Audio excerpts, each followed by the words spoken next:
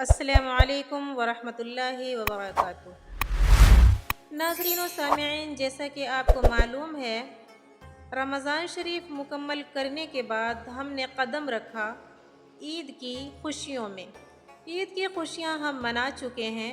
आइए तो अब देखते हैं हम अपने आमाल में चार चांद लगाने के लिए क्या करें। इसके लिए हमें करना होगा, शव्वाल के रोज़ों की फजीलत और तरीक़े को समझना होगा। नाज़रीन, शव्वाल के रोज़े रखने की फजीलत हम आपके सामने पेश किए देते हैं। जनाब, इस्लाम में नफिल रोज़े रखने की बड़ी फजीलत है और शव्वाल के 6 रोज़े ख़ास तौर पर फजीलत और बरकत वाले समझे जाते हैं। इन रोज़ों की फजीलत सही अहादीस में भी बयान की गई है। हज़रत अबू अय्यूब अंसारी रज़ियल्लाहु ताला अन्हु से रिवायत है कि नबी पाक सल्लल्लाहु अलैहि वसल्लम ने फरमाया, जिसने रमज़ान के रोज़े रखे फिर उसके बाद शव्वाल के 6 रोज़े रखे तो उसने पूरे साल के रोज़े रखे और उसको पूरे साल के रोज़े रखने का सवाब मिलेगा। सही मुस्लिम।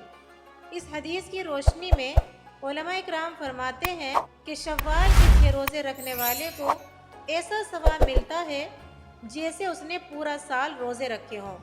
उसकी वजह यह है कि अल्लाह ताला ने फरमाया है कि जो शख्स एक नेकी करता है उसे 10 गुना सवाब मिलता है।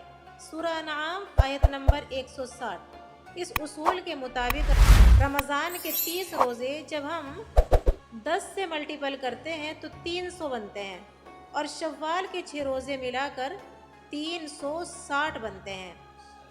अल्लाहु अकबर, जो तकरीबन पूरे साल के बराबर हैं। शव्वाल के रोज़े रखने का तरीक़ा।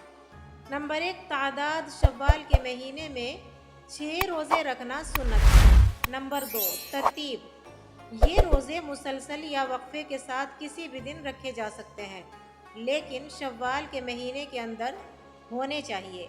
बाज़ उलमा अफसल ये समझते हैं कि उन्हें यके बाद दीगर रखना बेहतर है, जबकि बाज़ कहते हैं कि अगर कोई वक्फे से रखे तो भी सही है। जैसा आपको मुनासिब लगे, अब आपको अपनी इस्तिताअत देकर ये रोज़े रख लेने चाहिए। नंबर 3, नियत। नफिल रोज़ों के लिए नियत दिल से करना काफ़ी है, ज़ुबान से कहना ज़रूरी नहीं। अगर किसी ने सही नियत नहीं की मगर दिन में कुछ खाने पीने से पहले नियत कर ली तो भी नफिल रोज़ा हो जाएगा। नंबर 4, क़ज़ा और शव्वाल के रोज़े।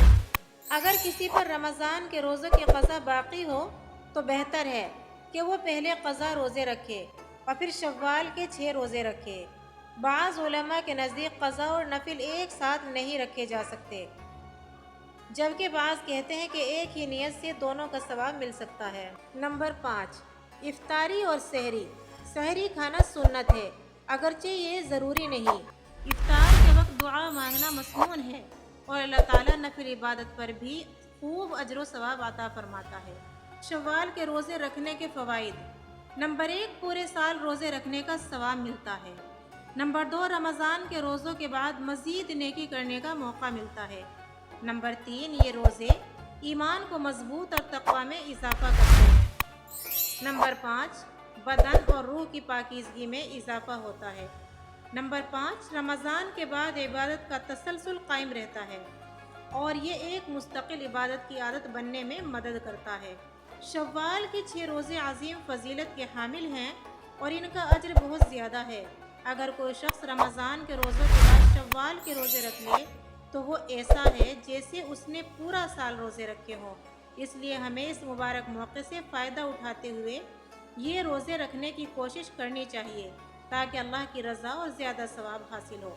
अल्लाह हमें अमल की तौफ़ीक़ अता फरमाए।